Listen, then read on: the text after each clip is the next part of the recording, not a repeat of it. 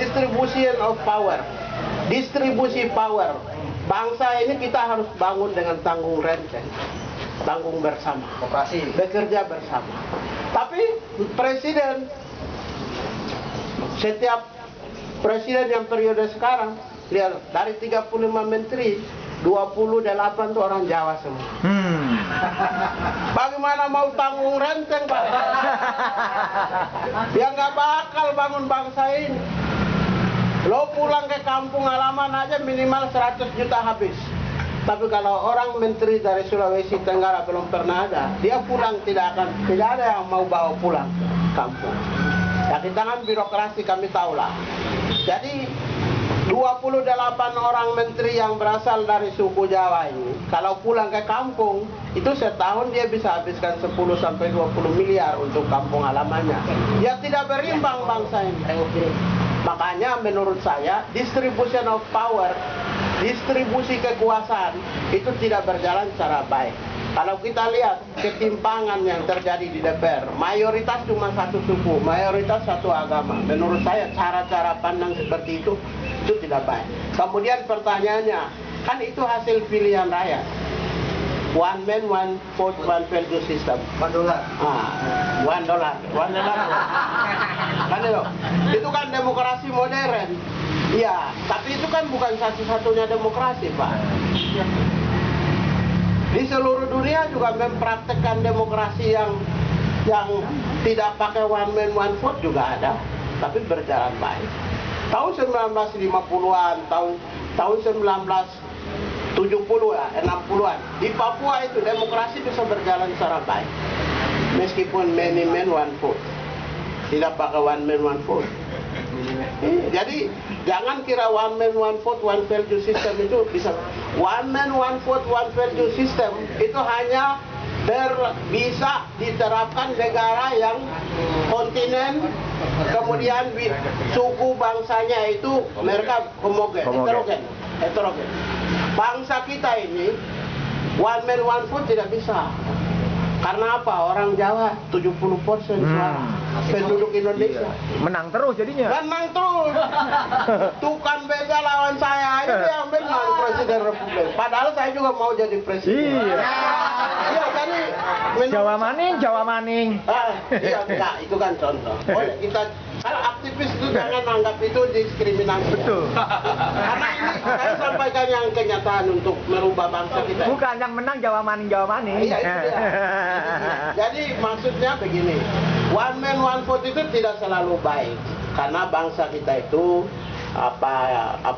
keseimbangan penduduknya tidak berimbang. Satu provinsi, satu pulau ini sudah hampir sekitar 140 juta, Pak. Sementara di luar pulau ini, Jawa ini, itu jumlah penduduknya sedikit. Jadi kalau pakai pendekatan satu suara, satu nilai, itu nanti yang mayoritas saja yang akan. Suatu saat ingat, di seluruh dunia termasuk di Jawa, itu jatuh bangunnya kerajaan di Jawa itu kan hanya karena perebutan kekuasaan. Jadi Mas Isti kalau mau di Solo, ingat, sampai sekarang Solo aja berantem kan. Ini karena perebutan kekuasaan. Iya. Jadi suatu saat kalau orang non Jawa, luar Jawa ini punya ambisi tinggi, Indonesia akan bubar. Karena mereka juga mau jadi presiden. Betul. Ini kita belajar sejarah. Perebutan kerajaan-kerajaan itu runtuh karena perebutan kekuasaan. Dan kekuasaan itu setiap individu sudah ada. Apa enggak Yusuf Kala nggak mau jadi presiden? Apa enggak siapa? Lut nggak mau jadi presiden. Tapi kalau suatu saat orang luar Jawa itu ada sekitar 15-20 orang yang berambisi jadi presiden, itu Indonesia bubar. Untuk sementara ya 1-2 orang aja yang ada. Jadi tenang-tenang aja. Orang mau jadi mengambil alih kekuasaan itu udah niatnya tinggi semua. Ada orang Kristen bilang, saya itu bisa jadi presiden, tapi kan saya Kristen kan luar Jawa. Coba hal yang sama orang yang memiliki triliunan 10 orang aja, ya udah kita bargain aja kan enggak. Karena itu hati-hati namanya distribution of power. Berbahaya. Distribution of power yang tidak baik itu juga menyebabkan kurangnya distribution of justice, keseimbangan pembangunan. Lihat, makin ke timur itu makin tidak jelas. Jalan juga makin tidak jelas, jembatan juga makin tidak jelas, orang-orang juga makin telanjang, ya. Coba lihat, bayangkan. Tapi makin ke barat itu kayak macam kita naik tangga begitu. Oh, makin modern, makin luar biasa, eskalator lah, inilah. Bisa jadi, saya kira keseimbangan, keadilan pembangunan, gap antara Indonesia Timur dan Barat, makin ke Kalimantan makin tertinggal, makin ke Sumatera sebagian ya, tidak semua. Kalau Sumatera kan terkoneksi semua, Jawa, Sumatera, Bali sudah terkoneksi. Saya kira keadilan pembangunan itu juga harus.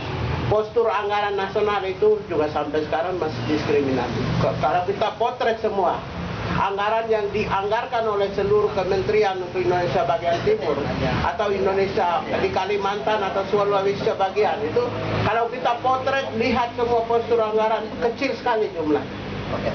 Sudah mahal, biayanya juga mahal, tapi juga jumlahnya kecil. Sementara di daerah Sumatera, Jawa makin tinggi. Saya kira itulah beberapa hal yang menurut saya. Oleh karena itu, dalam kondisi seperti begini, kalau orang-orang kaum terdidik yang sadar dan menyatakan berkehendak untuk bisa mau mengganti presiden secara konstitusional, itu hal yang wajar-wajar saja. Itu kesimpulan saya. Oke, terima kasih. Ternyata saya baru dapat wangsit. Bang Martinus Pinggay tidak cocok jadi gubernur Papua, tapi wakil presiden Revolusi Indonesia.